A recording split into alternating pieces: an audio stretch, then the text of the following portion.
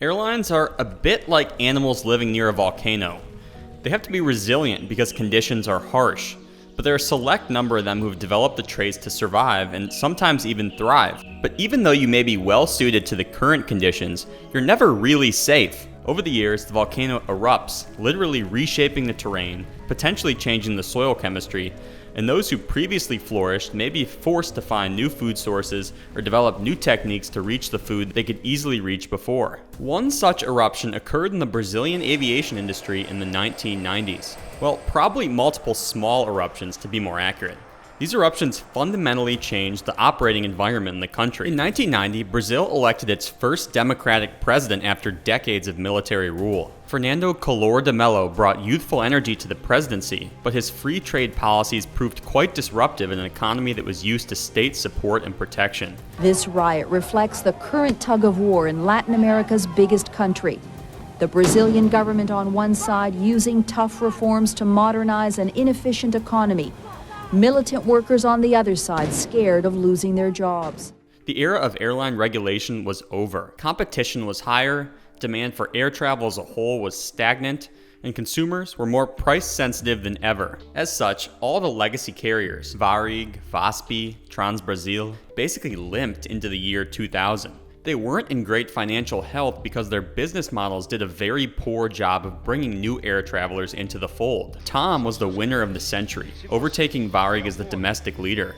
But their fares were still high, and the fact remained that air travel still wasn't accessible to many Brazilians. About 28 million people flew domestically in the year 2000, which was incredibly low compared to Brazil's population of 175 million. The air travel penetration rate was less than 0.2.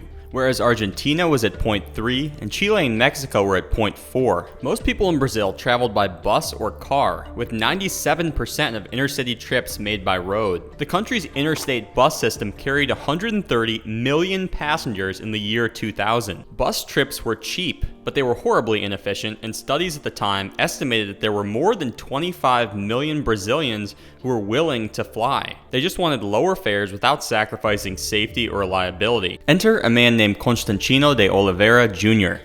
This guy was no stranger to transport. His family owned the biggest bus company conglomerate in Latin America. Grupo Aéreas, now Grupo Comporche, operated 10,000 buses and carried more than 1.2 million passengers per day across 7 states and the federal district. And this guy, Constantino Jr., was heir to the throne. This company was on autopilot, no pun intended, and it was a cash flow machine.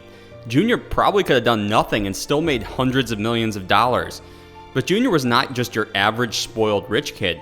He was ambitious, driven, and he wanted to make a mark on his family's company. By the age of 19, Constantino Jr. had taught himself bus mechanics and was running the family's operations in 3 cities. But he was also an aviator, having obtained his pilot's license at the age of 16. His fascination with flight led him to observe Brazil's airlines over multiple decades. He noticed that airlines offered great service, but prices were ridiculous, and their cost structures were incredibly bloated. They had no idea how to manage capacity, and their fleet strategies and route networks were highly inefficient. In the 1990s, when Brazil eased airline regulations and encouraged more private involvement in the sector, the Constantinos got to work. They gathered a team of experts and traveled around the world to study different airline business models. Constantino Jr. and his chief advisor, Jose Carlos Melo, were particularly drawn to Southwest and Ryanair. They thought the discount model could have immense potential in Brazil. If fares were low, it would siphon traffic away from buses and towards airplanes, which seems somewhat counterproductive because the Constantinos owned a bus company, but that was sort of the point.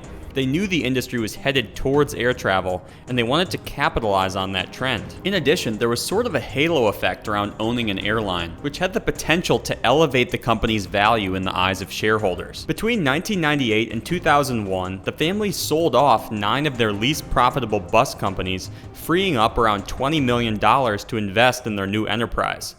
They named it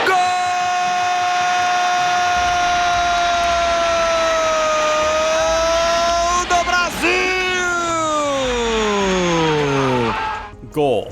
a word that embodies energy and victory in Brazil. Like a football match, they wanted the airline to be accessible and fun, but they also wanted to make money. As such, they basically deployed the same budget airline strategies that had proven successful elsewhere in the world. They built their fleet around a single aircraft type, they offered just one class of service, and they leveraged online direct bookings to save money on labor, rent, and commissions.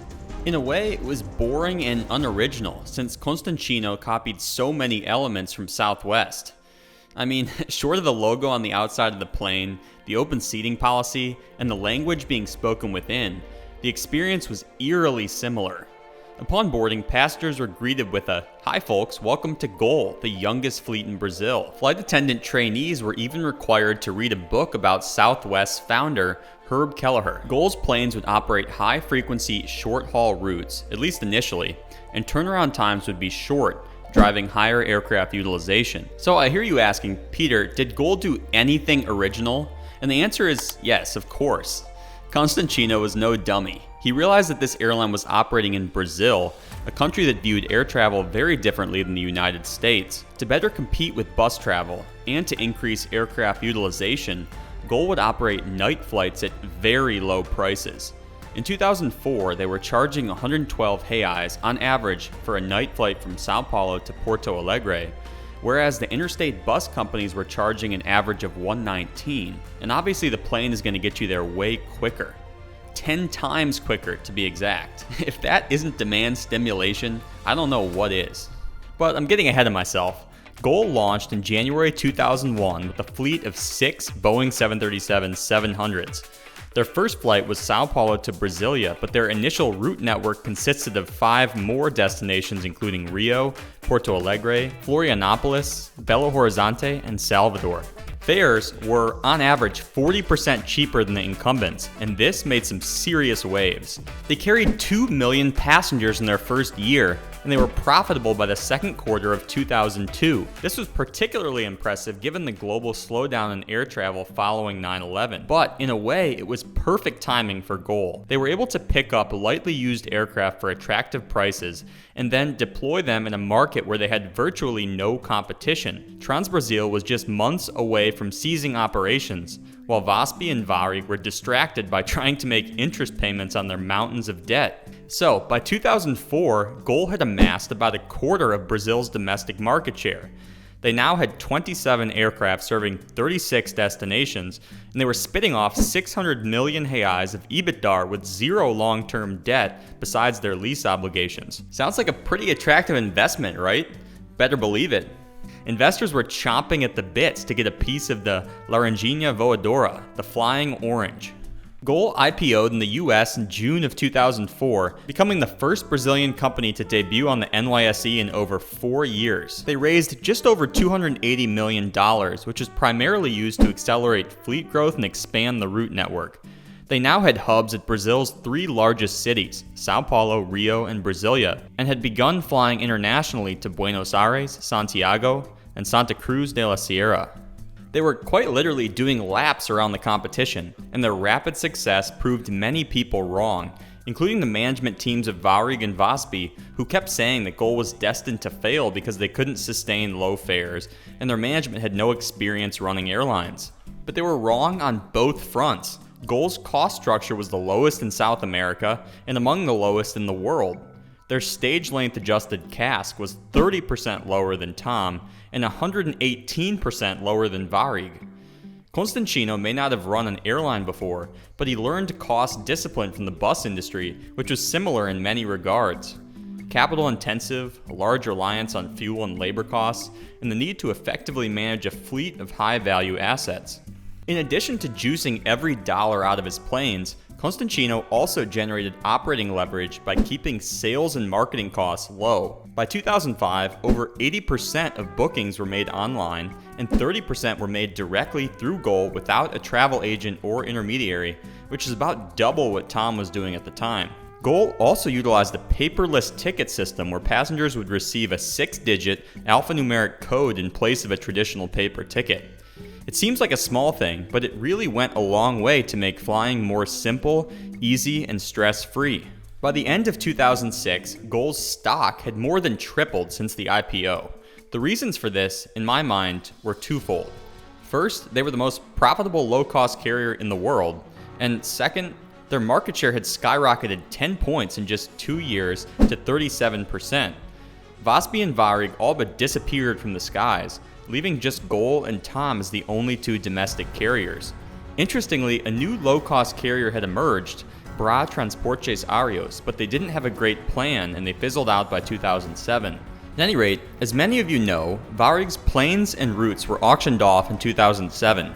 The exact mechanism of the transaction was pretty complex, so if you're curious you can check out my video on VARIG, but to avoid going down a rabbit hole here, all you need to know is that GOL purchased a portion of VARIG's assets for $320 million. GOL's plan for VARIG was to keep it operating as a separate brand with a separate management team. They'd continue to offer VARIG's signature premium service on international long-haul routes while also trying to enforce GOL's standards of high operating efficiency. Much easier said than done, yes, but at the time it seemed like the best way to secure the future of the VARIG brand and its 10,000 employees. GOL would assume valuable slots at Sao Paulo's Congonhas Airport and gain access to over 5 million potential new customers through VARIG's loyalty program called Smiles. Their increased scale would drive cost savings, and their combined network would drive more sales both domestically and abroad. It also helped that GOL would maintain fleet consistency on its short-haul routes, only adding a few 767-300s to service long-haul destinations. But, like pretty much all mergers, it looked a lot better on paper. Integrating two companies with different cultures and service frameworks proved a formidable challenge, and this had an immediate impact on GOL's consolidated margins. It also introduced more complexity into the capital structure that I'd argue made GOL more vulnerable to market swings. In many ways, I'd consider the 07-08 timeframe to be a turning point for GOL because they sort of lost touch with their simple, low-cost routes. They reached a peak market share in 2009 of around 41%, then faced a number of challenges, including a global recession, volatile fuel costs and foreign exchange rates, and lastly, competitive pressure from Azul and LATAM. They restructured in 2012 and 2016, then during COVID, they finally filed for Chapter 11 bankruptcy protection in 2024. And hot off the press just this morning, it looks like they've secured almost $2 billion in exit financing, so we're about to see another reincarnation of GOL. But given how much more there is to cover, I wanted to split this up into two videos. In the next installment, we'll explore all the ups and downs of the 2010s, the Delta investment, the disappearance of the VARIG brand, the failed acquisition of Webjet, the evolution in the product, basically everything leading up to the bankruptcy in 2024. So I hope you'll join me for that one. Thanks for tuning in, and see you all soon.